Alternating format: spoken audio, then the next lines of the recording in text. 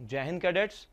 चलिए कंटिन्यू करते हैं इंडियन पॉलिटी के कुछ इंपॉर्टेंट क्वेश्चंस जो कि प्रीवियस ईयर एनडी और सीडीएस जैसे डिफेंस एग्जाम्स में आ चुके हैं।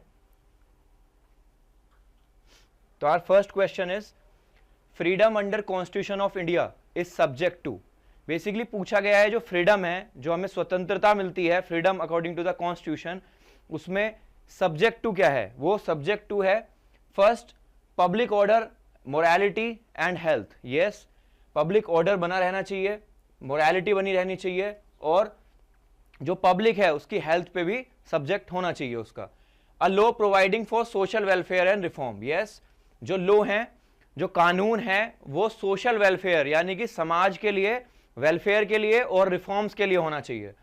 Third, opening Hindu religious institutions of a public character to all Hindus. Yes, Hindus के लिए, क्योंकि हिंदूज के लिए क्या होना चाहिए? एक पब्लिक ऑर्डर में एक इंस्टीट्यूशन बने, ठीक है, ये भी है। फोर्थ ऑप्शन है डिफेमेशन और इंसाइटमेंट टू एन ऑफेंस, ये नहीं है। बेसिकली क्या बोला गया? मानहानि या अपराध के लिए उकसाना। ऐसा किसी भी तरह की फ्रीडम नहीं दी गई है हमारे कॉन्स्टिट्यूशन में कि आप रिलीजियस बैकग्राउंड्स पे किसी को इंसाइट करें या किसी को डिफेम करें, किसी के दूसरे रिलीजन को डिफेम करें। तो इसमें ऑप्शन 4 इज रॉन्ग। तो क्या पूछा गया था? Freedom under constitution of India is subject to. तो 1, 2, 3 is correct and 4 is not the option. So answer will be option B. Next question की तरफ बढ़ते हैं। नेक्स्ट क्वेश्चन है which one of the following was not a feature. क्या बोला गया? Not a feature according to the government of India act 1935। ठीक है, गवर्नमेंट ऑफ इंडिया एक्ट 1935 के अकॉर्डिंग इनमें से कौन सा सही नहीं है? Option A, the executive authority of the province was vested in the governor. Yes, जो एग्जीक्यूटिव अथॉरिटी थी, यस, लेजिस्लेटिव जो पावर्स थी वो प्रोविंसेस को दे दी गई, बट जो मिनिस्टर रिस्पॉन्सिबल थे इन द प्रोविंसेस, उनके ऊपर भी जो कमांड था, जो कंट्रोल था, वो किसका था? गवर्नर का था। तो बेसिकली इसको क्या बोलेंगे कि the executive authority of the provinces was vested in the governor. Option B, there was a council of ministers to advise the governor. Yes, जैसा कि अभी मैंने बोला कि क्या हुआ, दो तरह का हमारे यहाँ पे लिस्ट बनाई गई, provincial list, concurrent list and federal list, जिसको बोलते हैं यूनियन लिस्ट। ठीक है, तो जो प्रोविंशियल लिस्ट थी उसमें मिनिस्टर्स इलेक्ट होके आते थे और जो मिनिस्टर्स वो एडवाइस या एड प्रोवाइड करते थे किसको? To the governor. ठीक है, तो क्या है? ये भी ऑप्शन सही है। Option C, dyarchy established by the government of India act 1919 abolished at the provincial level. Yes, 1990 के मोंटेगू चैम्सफोर्ड रिफॉर्म में क्या दी गई थी? डायरकी दी गई थी। डायरकी में क्या था? दो लिस्ट बनी, एक यूनियन या सेंट्रल लिस्ट जिसको बोलते हैं और एक प्रोविंशियल लिस्ट। तो जो प्रोविंशियल लिस्ट थी इसमें डायरकी थी। डायरकी कैसे? कि प्रोविंशियल लिस्ट में दो तरह के सब्जेक्ट होते थे, transferred subject and reserve subject. तो जो ट्रांसफर्ड सब्जेक्ट थे वो पूरी तरह से ट्रांसफर कर दिए गए थे किसको? प्रोविंसेस को, और उनपे जो मिनिस्टर्स होंगे वो काम करेंगे और एड या हेल्प प्रोवाइड करेंगे किसको? To the governor. बट जो ये रिजर्व सब्जेक्ट थे इन पे गवर्नर और उसकी एग्जीक्यूटिव काउंसिल काम करेगी। ठीक है, तो 1935 के एक्ट में क्या हुआ कि जो डायरकी थी जो इंट्रोड्यूस की गई 1919 के मोंटेगू चैम्सफोर्ड रिफॉर्म में, उसको एंड करके प्रोविंसेस से हटा के कहां पे ले आए? सेंटर में ले आए। ये डायरकी प्रोविंसेस से हटा के सेंटर में, केंद्र में ले आई गई। ठीक है, तो ये भी सही है। Option D, the governor could be removed by a vote of no confidence of the provincial legislature. वैसे अगर तीनों ही सही हैं तो ऑप्शन डी कैसा होगा? गलत होगा। फिर भी इसको एक्सप्लेन कर देता हूं कि भाई जो गवर्नर था ना उसको हटा नहीं सकते थे, क्योंकि जो सुप्रीम कंट्रोल था अभी भी किसका था? वायसरॉय या गवर्नर जनरल ऑफ इंडिया का ही था। तो option D is correct answer. Next question की तरफ बढ़ते हैं। Next question is which of the following are among the provisions of government of India act या फिर एक्ट ऑफ 1858। बेसिकली क्या हुआ? 1857 में हमारा रिवोल्ट स्टार्ट हुआ, रिवोल्ट ऑफ 1857। उसके बाद क्या किया गया? जो कंप्लीट कंट्रोल था इंडिया में, तो complete control east India company से किसको दे दिया गया? क्राउन को दे दिया गया। और यहां पे जो अंग्रेज थे, जो ब्रिटिश ये कॉलोनीज के जो वायसरॉय या गवर्नर जनरल थे, इन्होंने क्या बोला कि अभी तक जो आप पे अत्याचार हो रहे थे, जो यहाँ पे मिसबिहेव हो रहा था, वो कौन कर रही थी? Company. Now the supreme control will be under the crown.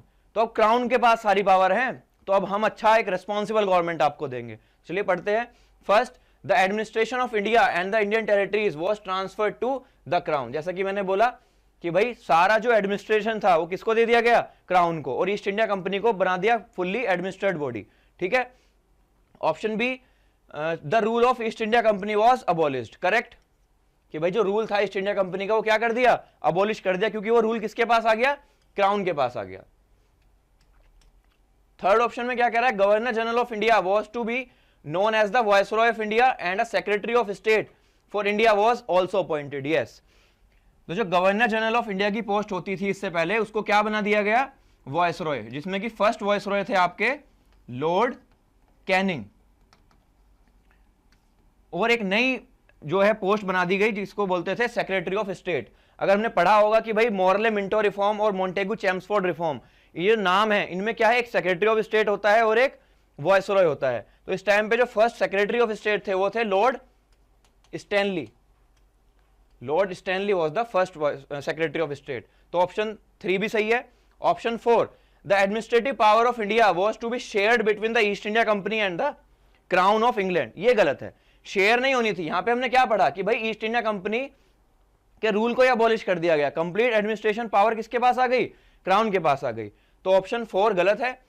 तो what will be the answer among the option A, B and C, D? Please answer in the comment box. ठीक है। नेक्स्ट क्वेश्चन क्या बोल रहा है कि which of the following acts introduced communal electorate in India. जो starting में हमने क्वेश्चंस किए थे उसमें भी हमने डिस्कस किया था ये कि भाई कम्युनल इलेक्टोरेट क्या होता है, और इसका इंट्रोडक्शन पूछ रहा है। कम्युनल इलेक्टोरेट क्या किया गया कि भाई मुस्लिम्स को एक सेपरेट इलेक्टोरेट दिया गया। कि भाई कम्युनल इलेक्टोरेट होता क्या था कि जैसे मुस्लिम्स हैं तो जो मुस्लिम कैंडिडेट किसी सीट पे खड़ा होगा ना, तो उसके लिए वोटिंग कौन कर सकता है, केवल मुस्लिम्स। उस सीट के लिए हिंदू वोट नहीं कर सकता, या सिख, क्रिश्चियन या कोई अदर रिलीजन वोट नहीं कर सकता। उसको बोलते हैं हम कम्युनल रिप्रेजेंटेशन। ये स्टार्ट कब हुआ, in the year 1909।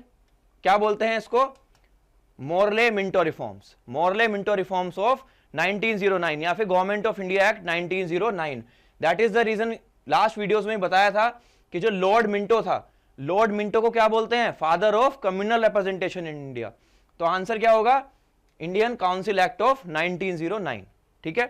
Next question है, the first attempt to introduce a representative and popular element in the governance of India was made through. अब ये रिप्रेजेंटेशन है क्या कि भाई जो गवर्नमेंट है, जो गवर्नेंस है, बेसिकली किसकी बात कर रहे हैं, गवर्नेंस की, कि भाई जो राज किया जाएगा या जो रूल किया जाएगा कंपनी के द्वारा, वो जो गवर्नेंस हो रहा है उसमें रिप्रेजेंटेशन किसका, इंडियंस का। रिप्रेजेंटेशन इंडियन का कब स्टार्ट हुआ वो बात कर रहे हैं यहाँ पे। ठीक है, क्यों, क्या है, इंट्रोड्यूस की बात की गई है। ठीक है, तो ये पहली बार स्टार्ट कब हुआ, क्या किया गया था, मैं बताता हूं कि भाई वॉयसरॉय जो था उसने बोला कि अपनी लेजिस्लेटिव काउंसिल में, जो एग्जीक्यूटिव काउंसिल होती थी वॉयसरॉय की, उसमें 3 इंडियंस को इंट्रोड्यूस किया जाएगा। कितने को, 3 इंडियंस को इंट्रोड्यूस किया जाएगा। कौन कौन थे वो, राजा ऑफ बनारस,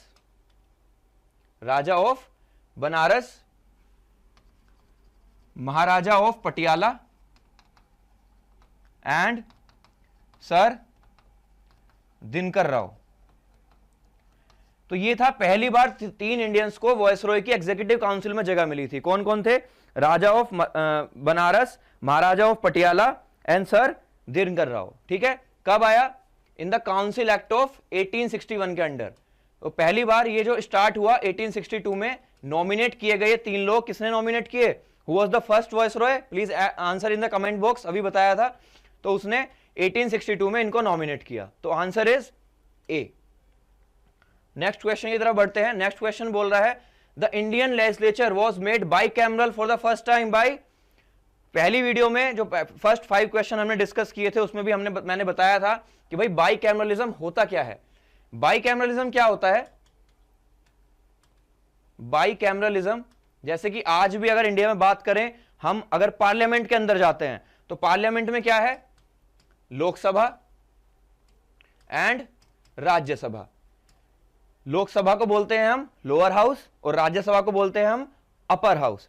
सिमिलरली यही बाइकैमरलिज्म स्टार्ट किया गया, जिसमें कि अपर हाउस को बोला गया क्या, काउंसिल ऑफ स्टेट्स, और लोअर हाउस को क्या बोला गया, लेजिस्लेटिव असेंबली। तो इस तरह से बाइकैमरलिज्म का स्टार्ट हुआ। ये कौन से एक्ट में हुआ? गवर्नमेंट ऑफ इंडिया एक्ट 1919 में, जिसको हम क्या बोलते हैं, जिसको हम एक और नाम से जाते हैं, मॉन्टेगू चैम्सफोर्ड रिफॉर्म्स के नाम से, ठीक है, क्योंकि यहां पे सेक्रेटरी ऑफ स्टेट था मॉन्टेगू और Lord Chelmsford he was the viceroy at that particular time. तो इन एक्ट्स में सेक्रेटरी और वायसरॉय के नाम पे एक्ट का नाम पड़ जाता था, ठीक है, गॉट इट। नेक्स्ट क्वेश्चन में कह रहा है, consider the following statements, the objective of the Montagu Chelmsford reform of 1919 was. अभी पढ़ा हमने कि भाई मॉन्टेगू चैम्सफोर्ड रिफॉर्म में बाइकैमरलिज्म का स्टार्ट हुआ था। अभी इसी के हमें ऑब्जेक्टिव बताने हैं कि इनमें से कौन से 1919 के मॉन्टेगू चैम्सफोर्ड रिफॉर्म से रिलेटेड ऑब्जेक्टिव्स हैं। First, to give power to the local government. Basically local government होती क्या है? लोकल गवर्नमेंट होती है आपकी पंचायती राज और म्युनिसिपैलिटीज। पंचायती राज और म्युनिसिपैलिटीज जो होती हैं उनको लोकल गवर्नमेंट बोलते हैं। तो इस एक्ट में ऐसा कुछ नहीं हुआ कि इनको पावर दी गई, गलत है। Option 2, to establish dyarchy in the provinces. ये मैंने बताया था कि भाई डायरकी स्टार्ट की गई थी, जिसमें दो सब्जेक्ट थे कि भाई central list and provincial list, और इस प्रोविंशियल लिस्ट के अंदर डायरकी थी जिसमें कि reserve subject and transfer subject थे। तो ये डायरकी स्टैब्लिश कब हुई? इसी एक्ट के थ्रू हुई। तो option 2 is correct. Option 3, the extension of provincial government. Yes, ये जो प्रोविंशियल गवर्नमेंट को आपने transferred subject and reserve subject की कैटेगरी में दिया, यानी कि लेजिस्लेटिव पावर्स दी है ना प्रोविंसेस को, इसी को क्या बोलते हैं कि एक्सटेंशन ऑफ प्रोविंशियल गवर्नमेंट, यानी कि प्रोविंशियल गवर्नमेंट को एक्सटेंड किया गया, उनको पावर्स दी गई। तो 2 and 3 आर करेक्ट।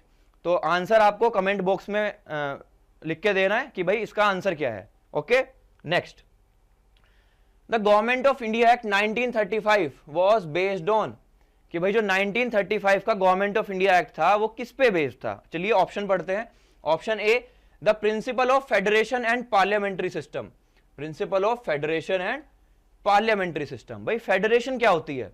फेडरेशन ये होती है कि फॉर एग्जांपल अगर हम यूएसए का एग्जांपल लें, यूएसए एक यूनाइटेड स्टेट्स ऑफ अमेरिका, इसके अंदर जो स्टेट्स आती हैं वो अपने आप में कंट्रीज भी हैं। तो बेसिकली है क्या, यहां पे जो सिस्टम कैसा है फेडरल गवर्नमेंट में कि सेंटर के पास अपनी अलग पावर है और स्टेट्स के पास अपनी अलग पावर है। इसको बोलते हैं हम फेडरलिज्म, कि भाई सेपरेशन यानी कि डिस्ट्रीब्यूशन ऑफ पावर्स रहे, ठीक है। और पार्लियामेंट्री सिस्टम कि जहां पे जो भी एक्ट या रूल पास होके आएगा वो कहां पास होके आए? पार्लियामेंट के अंदर पास होके आए, ठीक है, हो सकता है, ठीक है। Next, the principle of succession of the British Indian provinces. ऐसा कुछ नहीं था कि भाई सक्सेशन के बारे में बात नहीं की गई 1935 के एक्ट में। C, acceptance of idea of the constituent assembly to draft a constitution. नहीं, कॉन्स्टिट्यूएंट असेंबली के ड्राफ्ट के बारे में जो एक्सेप्टेंस हुई थी या किसके अकॉर्डिंग बना था, वो बना था कैबिनेट मिशन प्लान के अंडर। जो हमारी कॉन्स्टिट्यूएंट असेंबली बनी थी वो बनी थी कैबिनेट मिशन प्लान के अंडर। नन ऑफ दीज नहीं है, तो ऑप्शन क्या हुआ? ऑप्शन ए, कि भाई ये it was based on federation and parliamentary government. Next question है हमारा, which of the following was या were main feature of the government of India act 1919। Again 1919 का एक्ट मॉन्टेगू चैम्सफोर्ड रिफॉर्म, इसके बारे में बात की गई है, ठीक है, पढ़ते हैं इसके बारे में। The act provided for the establishment for the first time in India of a public service commission. Yes, पहली बार पब्लिक सर्विस कमीशन का एस्टैब्लिश किया गया, जिसको क्या बोलते थे हम? इसको बोलते थे सेंट्रल पब्लिक सर्विस कमीशन, ठीक है, सेंट्रल पब्लिक सर्विस कमीशन। 1919 में ये एक्ट आया और ये सेंट्रल पब्लिक सर्विस कमीशन का गठन कब हुआ? इन द ईयर 1926, 1926 में इसका गठन किया गया। और ये किसके अंडर हुआ? अंडर दिस एक्ट, 1919 के एक्ट के जरिए। Option 2, the act provided for the appointment of an Indian होगा ये, appointment of an Indian to the viceroy executive council as well as the provincial executive council. ये गलत है। Viceroy की executive council में बात हुई थी कि भाई इनको अपॉइंटमेंट दिया जाएगा इंडियंस को। अभी बात पहले भी पढ़ी थी हमने कि जो 1861 के एक्ट में क्या हुआ था कि 3 इंडियंस को अपॉइंट किया गया था। वो अपॉइंटमेंट बढ़ता गया धीरे धीरे, ठीक है, बट कहां पे हुआ? Only in the viceroy executive council, provincial executive council में नहीं हुआ ये, ठीक है। तो ये ऑप्शन गलत हो गया।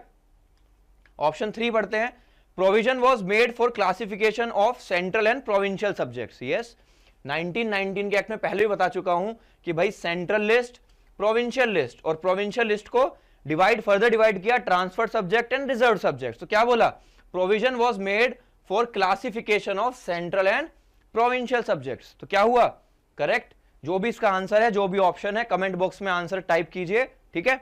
नेक्स्ट क्वेश्चन है, through which one of the following were commercial activities of East India Company finally put to an and.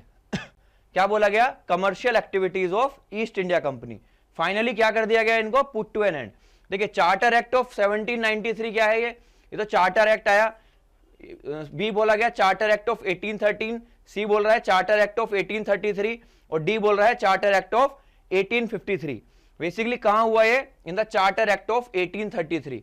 Charter act of 1833 में क्या किया गया कि भाई ये जो ईस्ट इंडिया कंपनी थी, ईस्ट इंडिया कंपनी को कमर्शियल यूनिट नहीं बनाया, इन्होंने क्या कर दिया, ये जो कमर्शियल यूनिट थी एक, जो कॉमर्स वगैरह करती थी, ट्रेड वगैरह करती थी, इसका एंड कर दिया इन the council act of, charter act of 1833 के अंदर, ठीक है। और क्या बना दिया इसको बना दिया fully administered body, fully administered body. और एडमिनिस्टर कौन करेगा इसको, एडमिनिस्टर करेगा इसको क्राउन। तो कहां पे हुआ ये हुआ in the charter act of 1833। अगर चार्टर एक्ट के बारे में बताएं तो बेसिकली होता क्या था, 20-20 साल के चार्टर्स आते थे, ये 20-20 ईयर्स के चार्टर्स आते थे, ठीक है। और इनका इंट्रोडक्शन स्टार्ट कब हुआ, 1793 में। 1793 में 20 ऐड करोगे 1813, 20 और ऐड करोगे 1833 एंड अगेन 20 ऐड करोगे 1853। तो ये 20-20 साल के चार्टर्स आते थे, ठीक है। बट ये हुआ कब, option C charter act of 1833, ठीक है। Thanks for listening. अगर और क्वेश्चन चाहिए please send me a message in the comment box. Thank you.